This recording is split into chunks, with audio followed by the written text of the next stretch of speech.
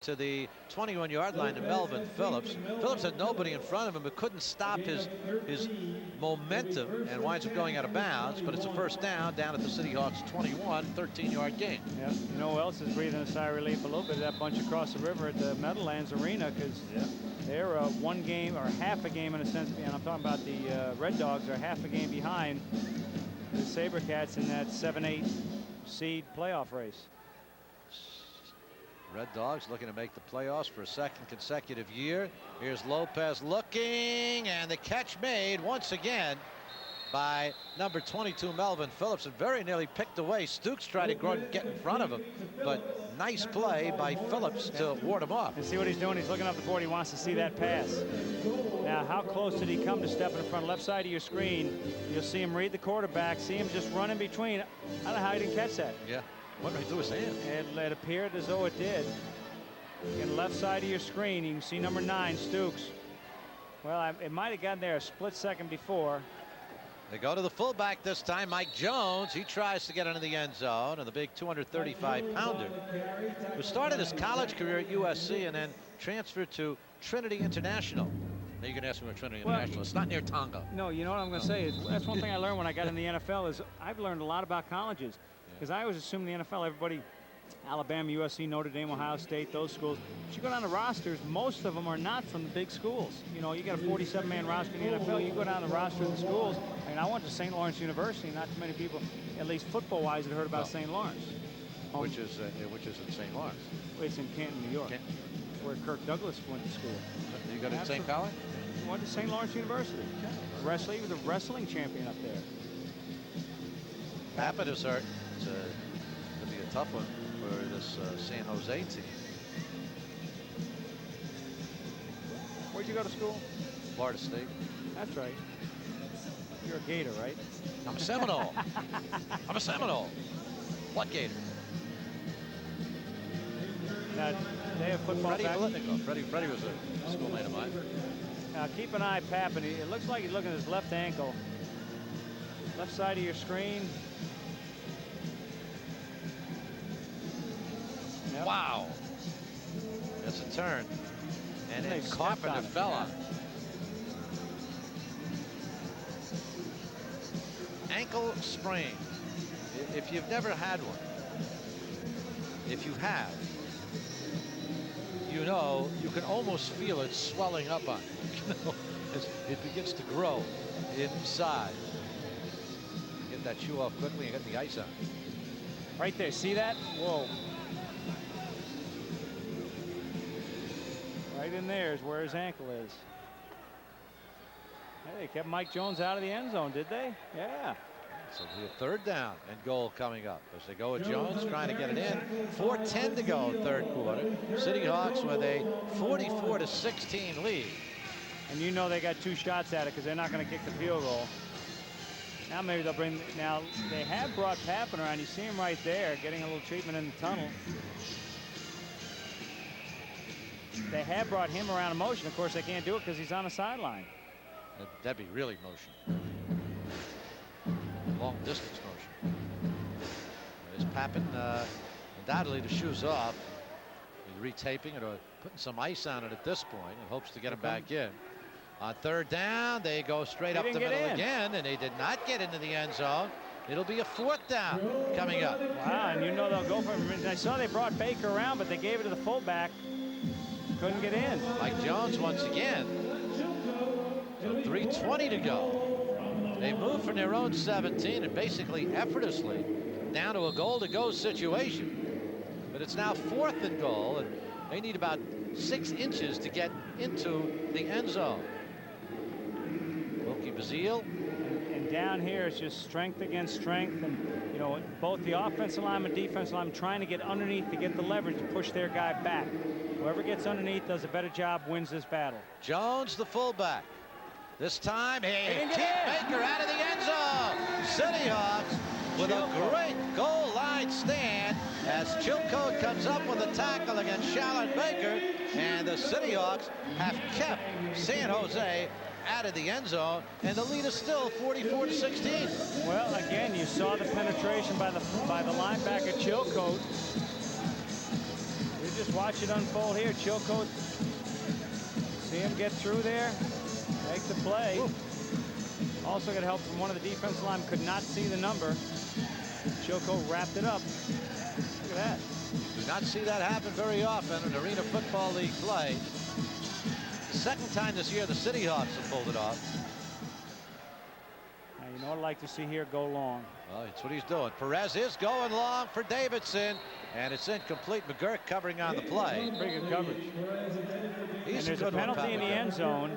Could be roughing the passer, or I was watching the ball. If it's a penalty against the offense in the end zone, it's a safety, but it appears as though it's going to go against City Hawks. Personal foul on the quarterback. Yep. It's against number 52, 8 yards automatic. So I like to see down. that. You just make a big play, your team's fired up, go for the long stuff. So the roughing the passer penalty will bring it out to the 10-yard line. That's a big stop right there. And well, at this point, you know, when you're 2 and 10, you don't breathe too easily at any point. At this point, the City Hawks are looking pretty good. Up 44-16 against a team that appears on its way to the playoffs.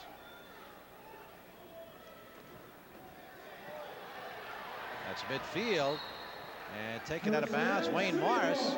Wayne, the former Hofstra star, hasn't seen much action this year. He's been hobbled by injuries for a second consecutive year. He can catch the ball. Played some good defense last week in that loss at Arizona.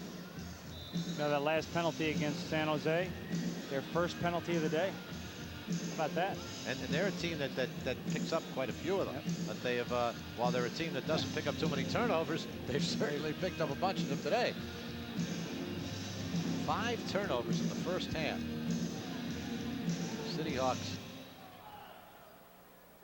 led it 31-13 at halftime. Here's Perez. How much you want to bet a tight end didn't report? Well, I'm sure he must have because he caught the ball, but flags came from both sides of the formation. Let's see what the call is. It's a false start call, but then if they're talking to the defense, then it can't be a false start because you can't turn it down. I wonder if he didn't report. The offense did not declare, no tight end declared. That penalty is didn't declined declare tight end. Second down. Most of your other talents read lips well. Referee's microphone not working today. It's working like in the arena, but it's not working over the over the MSG lines. 2nd and 10 from the 19-yard line. Make it 2nd and 11. Avocado's so excited about catching a pass, he forgot to declare. That's right.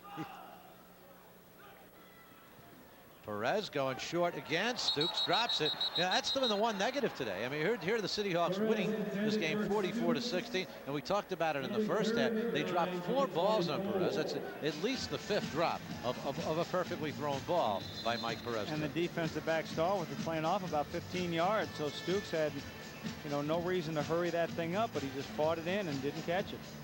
So Perez, number-wise, on the day now, 15 for 27. For 164 yards. And the City Hawks in the final play, perhaps, of this third quarter. 10 seconds to go. 44-16 New York. Here's Perez. All the time in the world. Touchdown, Ray Stooks. Perez, his second touchdown pass to Stooks here in the second half. And the City Hawks have increased the lead as he beat Kyle Gary to 50-16, and that's the final play of the third quarter.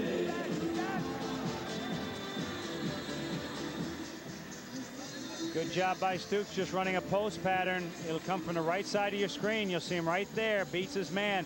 And again, Perez leading the receiver. That's the key thing, something the San Jose quarterbacks have not done.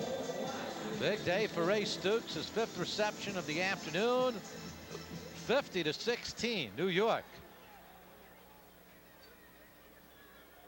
And Mike Black's extra point attempt. Quarter ends, and the City Hawks again an impressive 15 minutes of play. They have increased the lead now to 35 points at 51-16. Perez on the money to Stooks.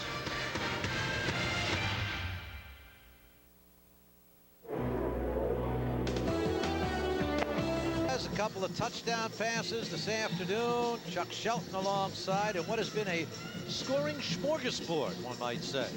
2 rushing touchdowns, 2 kick returns. I'll have a couple of touchdown receptions. And how about a fumble recovery on the side? There you go. 7 touchdowns. A lot of Beanie Babies. Something we have, exactly, something we haven't seen this year from the City Hawks.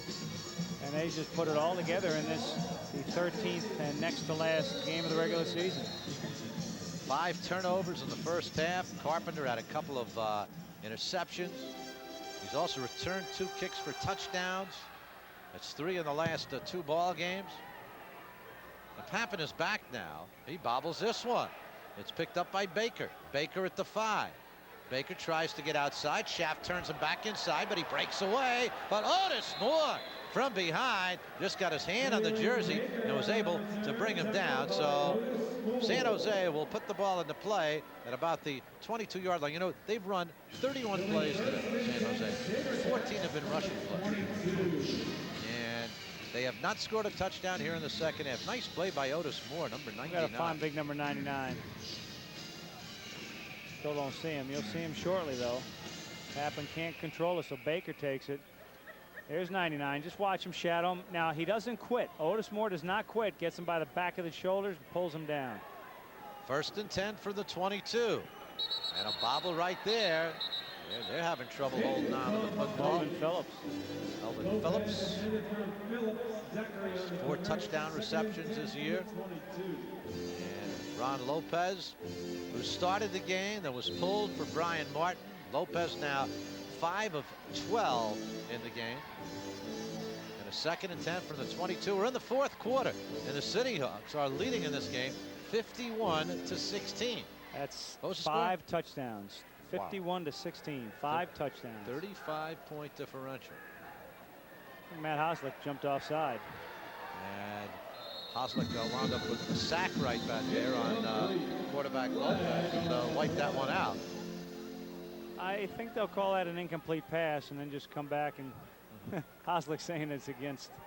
See, if that were a false start, they would have blown the play dead. It's got to be offside against Hoslick. The high motion man for the offense was offside. The defense was also offside on the outside right calling side. both teams Penalties offside. offset. Repeat the down. So they wipe it out. We play the play over again. 2nd down and 10 now. Clinton, number 33.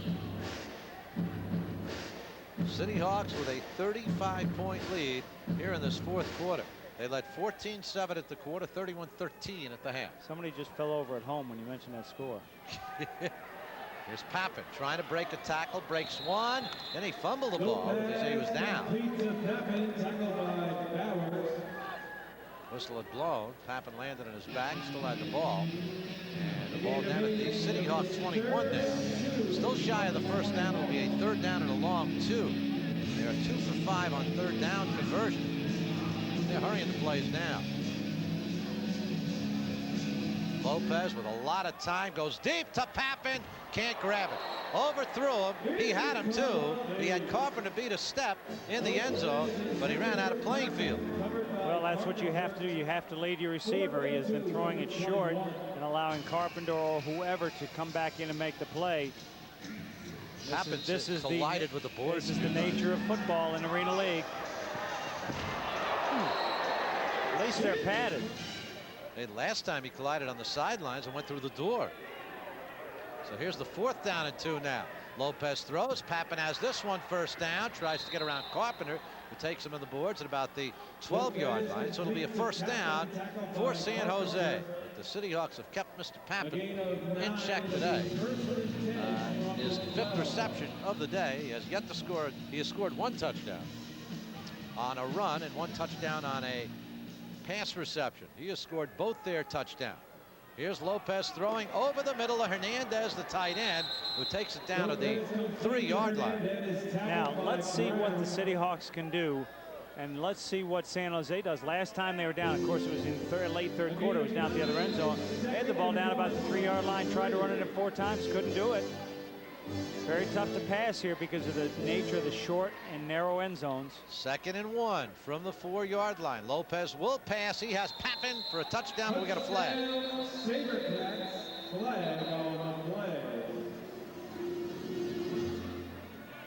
Clinton might have been out of a box.